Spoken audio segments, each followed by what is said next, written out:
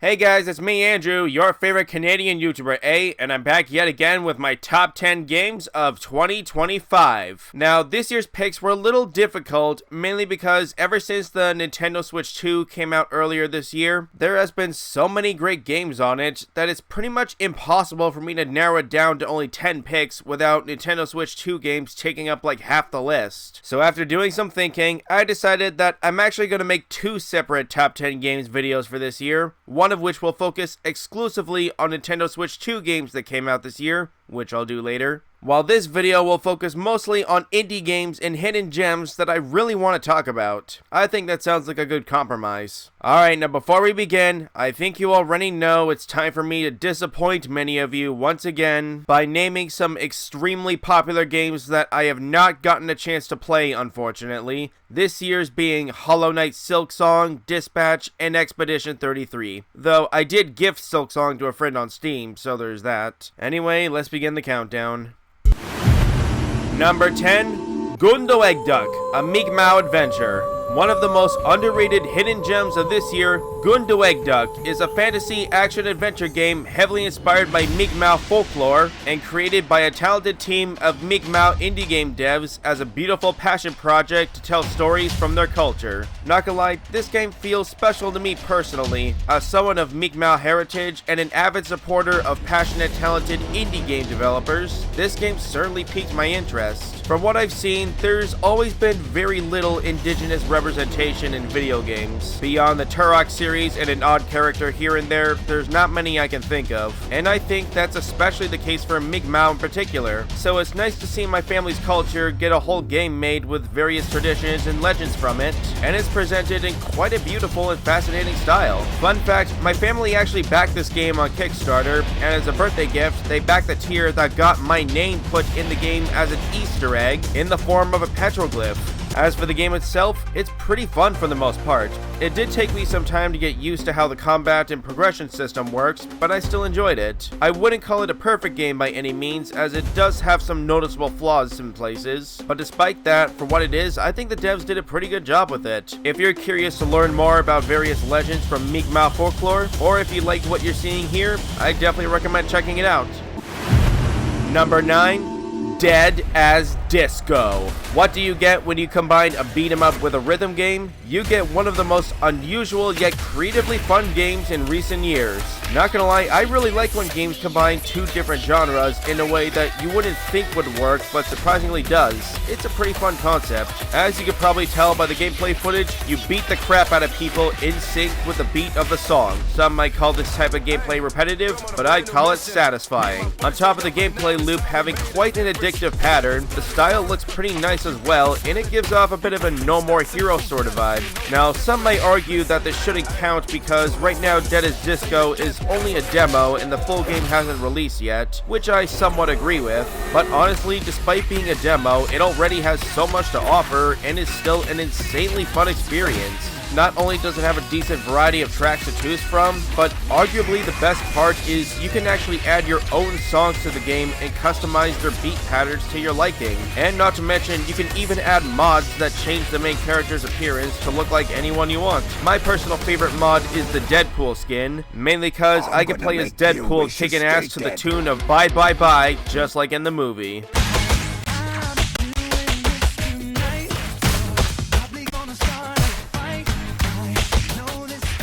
So yeah, long story short, I highly recommend you download the Dead as Disco demo on Steam and play it ASAP. Number 8.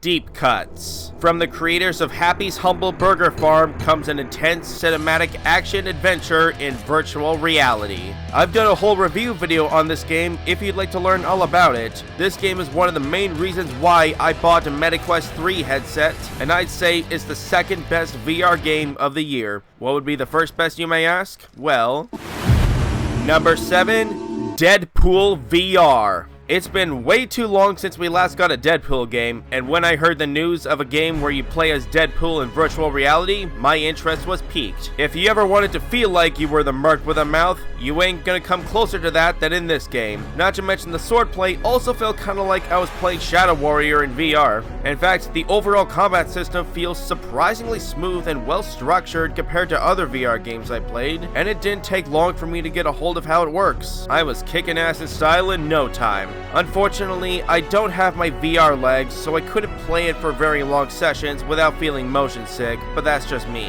On top of the whole adventure feeling genuinely like an interactive Deadpool comic brought to life with a crap ton of Easter eggs here and there, Neil Patrick Harrison did a surprisingly good job voicing Deadpool. He's not quite Nolan North or Ryan Reynolds, but a decent Deadpool to say the least. Not gonna lie, lately I was debating on whether or not if I made the right choice investing in a MetaQuest 3 headset or if I just wasted my money, but it's awesome exclusive VR games like this that make it feel worth buying for the most part. Number 6. SpongeBob Titans of the Tide. If the latest SpongeBob movie left a bad taste in your mouth, then this game definitely ought to wash it out, cause it's surprisingly good as hell. In the latest 3D SpongeBob game by Purple Lantern and THQ Nordic, two of the most powerful beings in Bikini Bottom, King Neptune and the Flying Dutchman, get into a heated feud at the Krusty Krab, and their magical clash causes havoc to wreak across Bikini Bottom. And it's up to SpongeBob in the game to figure out how to stop all this chaos the King and Dutchman have caused. If you've played Battle for Bikini Bottom or the Cosmic Shake, then the 3D platforming gameplay formula should feel familiar here, but you may also notice some new gameplay elements to spice things up, such as the ability to swap between SpongeBob and Patrick at any time via the BFF rings, and both characters have their own unique abilities, as well as certain obstacles that only SpongeBob or Patrick can get past. Any longtime SpongeBob fan should feel right at home, as this game has everything people know and love about SpongeBob, from the distinct style to the abstract humor the show's known for, and the OG voice cast really went all out with their performances on this one. Honestly, I think this is arguably the best SpongeBob game yet, as it encompasses all the best elements from Battle for Bikini Bottom and Cosmic Shake and improves upon those games' flaws. And with this being the first 3D SpongeBob game made in Unreal Engine 5, it looks gorgeous as ever. The game is available on all platforms, including Steam, PS5, Xbox, and Nintendo Switch 2. In fact, there's even a free demo available on all those platforms, and I highly recommend you download and play it ASAP. Number 5. Doom: The Dark Ages. The latest entry in the modern Doom series is apparently a prequel to the first two reboot games, as it takes place back in the old medieval war against Hell when the Doomslayer was still young and fresh and first ascended to becoming the legendary powerhouse that Hell itself grew to fear. The gameplay formula feels familiar enough, but also noticeably different in places from the previous games. Not only is the overall flow and movement a bit slower than Doom Eternal, though still decently fast-paced, but it has less an emphasis on aerial running, gunning, and more on direct close combat, as the main strategy of this game is to stand and fight. The Doomslayer is just as badass as ever, if not even more so with that medieval aesthetic. Crushing demons into bloody paste is still satisfying as it's always been, and some of the new weapons and mechanics definitely add a unique flair to the gameplay experience. From the versatile buzzsaw shield to that brutally awesome weapon that shreds enemy skulls into bone shards and shoots the shards back out at enemies and repeats the cycle. Now that's the kind of metal we expect from Doom. While the Dark Ages doesn't hit quite as hard as Doom Eternal, then again those are some big shoes to fill, but it's still a very fun and satisfying experience. And if you enjoyed the other Doom games, you'll likely have a blast with this one as well. Now, fair warning, the next game on the list is a bit of a controversial one, so please try to be open-minded, bear with me, and hear me out on this one. Number 4. Plants vs. Zombies Replanted. Yeah, I can already hear people shaking their heads in disagreement, so before I talk about the actual game, I'll briefly address the elephant in the room. I'm fully aware of all the controversy and issues surrounding this game, especially with the rough state it was in at launch, as upon release, the game was an unpolished mess filled with so many bugs, and some of the in-game assets appeared to have been upscaled with AI, and not to mention a weirdly questionable art gallery that appears to to contain concept art that was taken from multiple games across the PvZ franchise and drawn by different artists, as opposed to solely just the first game's concept art made by the original artists, from what I've come to understand at least. Long story short, there was a lot of controversy surrounding this game and a crap ton of Twitter drama stirred up as a result, but I'd rather not go into in-depth detail on all that, otherwise this video may never end. However, the good news is most of those problems have been fixed, as many of the bugs have been patched up since, all of the broken or missing features have been restored, like Crazy Dave's car noises for example, and it appears the AI upscaled assets have been replaced with the original in-game assets that look so much better. I'm really glad they did that. Now, to be honest, I'm really not a fan of the business model where game companies decide to release a broken, unfinished game and just be like, we'll fix it later. Not gonna lie, that's just BS. That being said, I'm surprised that the devs actually gave a crap enough to fix this game in the first place, since, you know, EA isn't exactly known for doing that. So while PvZ Replanted had a really rough launch that left a permanent scar on its reputation, but on the bright side, the current state of the game is now so much better to the point where I consider it the definitive Plants vs. Zombies experience. I agree it should have been this way at launch, but it is what it is, I guess. Honestly, for years I've been dying waiting for Plants vs. Zombies to finally come to the Nintendo Switch, and words cannot describe my excitement when this game was announced for the Switch 2. It was an instant pre-order for me. Also, even when it was a buggy mess at launch, I still enjoyed playing it. Most of its problems didn't really affect the overall gameplay experience for me, and to be honest, I think the only actual game-breaking bug that did hinder the gameplay a bit for me was this one weird glitch that only happened during the Whack-A-Zombie minigame, where a zombie teleports into your house without explanation. Thank God I waited until that bug was patched before I attempted a rest in peace run. Now, speaking of which, not only does Replanted contain most, if not all, the content from previous different versions of the game, but it even has some new content that wasn't in previous versions, such as a bunch of unreleased minigames, a rest in peace permadeath mode where if you die once the game's over, which I nailed, and even a brand new mode called Cloudy Days, where sunflowers fall asleep when the clouds come in, but plants also cost only half as much sun and recharge much faster while it's cloudy, which adds a whole new creative element of strategy to the game. You'll definitely want potato mines for that one. Long story short, as a longtime PvZ fan, this remaster has just about everything I've wanted and more. Now, this may be a hot take, but well, yeah, I agree it's a little more pricey when compared to the PvZ Game of the Year edition being only $5 on Steam, but I'd say it's worth it just to play this game on the Nintendo Switch 2 alone, or at least it was for me personally. But for those of you who'd rather wait for a sale, that's totally understandable. Number 3, Blood Refresh Supply. One of the greatest classic FPS games of all time, now fully remastered and finally brought onto modern consoles. I've had the honor of receiving a review code for this game and playing it a few days before release, and I've recently done a whole in-depth review video on this game, which I highly recommend watching if you want to learn more. Oh, and brief shout out to Kun'tewiktuk Chapter 2, an equally awesome game heavily inspired by Blood, which just released its second chapter as DLC, and I highly recommend checking it out as well. Number 2, Palworld Tides of Terraria. Now you're probably thinking, wasn't Palworld on last year's list? Yes it was. But ever since then, not only have I been playing it a lot more to the point where Palworld has become my new addiction, but the game has even received quite a few big new updates over the past year, including a big new free DLC expansion called Tides of Terraria. This update adds a ton of new pals, islands, weapons, and resources to the already massively expansive game, as well as new features like fishing, salvaging, mission system, and not to mention the surgery table, which allows you to surgically implant passive skills onto your pals, or give them a sex change operation to make breeding much easier. Not only that, but it even includes a huge crossover dungeon level that recreates the world of Terraria in a beautiful 3D fashion. Fun fact, I actually watched PewDiePie's entire Terraria Let's Play in preparation for this update, to get myself more familiar with Terraria for when it drops. Now you might be thinking, wouldn't a 3D Terraria just be Minecraft? Well, I think these visuals should suffice as a good enough no to that. The Terraria crossover dungeon includes a bunch of different enemies straight out of Terraria, from many different colored slimes, bats, demon eyeballs, enchanted swords, and the iconic Eye of Cthulhu boss. If for some reason you've ever wanted to catch these Terraria enemies like Pokemon and put them to work as slaves, well, you could totally do that in this game. But the crossover doesn't stop there, as you can also collect hollow bars to craft many iconic Terraria armors and weapons, such as Meowmere, Excalibur, Terrablade, Nightclo, Vortex Speeder, and Terra Prisma. On top of that, the Moon Lord even makes an appearance as a raid boss,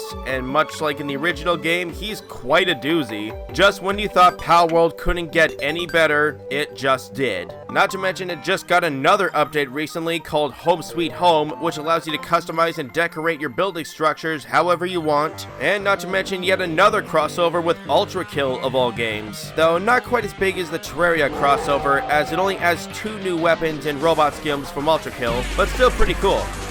I wonder when Palworld's gonna do a collab with No Man's Sky. That'd be pretty sweet, not gonna lie. Imagine all the different No Man's Sky alien animals you could capture. Honestly, with just how much amazing content Palworld is overflowing with, it's hard to believe it's still in early access. But this may not be the last time you'll see Palworld in one of my top 10 game videos, as Pocket Pair has announced that Palworld will officially exit early access and get a full game release sometime in 2026, and words cannot describe how excited I am for it.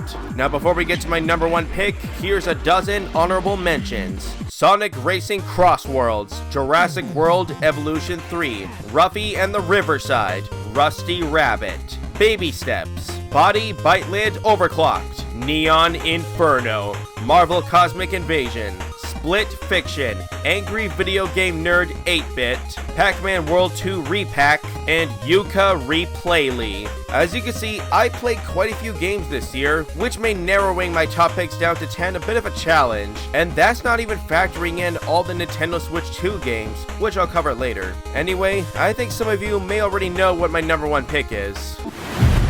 Number 1, Shantae Advanced Risky Revolution. This should come off as no surprise, as I think you all know how much I love the Shantae series. Not only is Risky Revolution the latest game in the series, but this one is kind of an unusual case, as it's actually a Game Boy Advance game that was meant to be the original sequel to the very first Shantae game on Game Boy Color, but it was cancelled and shelved away for about 20 years until WayForward decided to bring it back, finish what they started, and then release it on all modern platforms, as well as an original physical format on actual Game Boy Advance cartridges. Who would have thought that we'd be getting a new Game Boy Advance game in 2025, and it turned out to be one of the best games of the year? Would I consider this to be the best game in the Shantae series? Not quite. It's hard to compete with the series' heavy hitters like Pirate's Curse and Half Genie Hero, but it's still an excellent entry in the series, and I would at the very least put it above the original Shantae and Risky Revenge, as Risky Revolution essentially takes all the best elements from the first 2 games and really improves upon them, making for a solid old-school Shantae experience. The general gameplay is just as satisfying as Shantae typically is, with the signature Metroidvania progression structure that encourages you to return to previous areas to find certain things you couldn't access before until you found something that allows you to do so. That has yet to be unsatisfying. I think the only little gripe I have is that navigating the item menu is a little awkward, because this is a GBA game. The controls are a tad limited, as the Game Boy Advance has less buttons than modern game consoles, which emulate the GBA control scheme and therefore don't make use of half the buttons. So that definitely took me some time to get used to, but it didn't totally ruin the experience for me or anything like that. I still enjoyed almost every moment of this game from start to finish. This was one of my most anticipated games since last year, and not only did I pre-order the collector's edition for the OG Game Boy Advance version with a shiny gold GBA cart, but I also pre-ordered the digital deluxe edition on Nintendo Switch 2, which came with 3 different DLC costumes that enhance one of Shantae's signature abilities. My favorite one is the Sizzle Armor, which enhances Shantae's fireball attacks, which I use the most often, and it looks badass as hell with a serious Kill la Kill vibe. Not to mention, I even got the new official Shantae comic book with that badass Sizzle Armor on the cover. Anyway, as you would have guessed, Shantae's memorable characters are just as quirky and lovable as ever. The humor is pretty on point, with some hilariously abstract moments. In fact, some moments were surprisingly dark and unhinged at times, though I won't spoil which least once. I want you to see it for yourselves. But amongst all the familiar and new stuff the game has to offer, by far I think the greatest new addition is that this is the very first game in the Shantae series that has a multiplayer battle mode.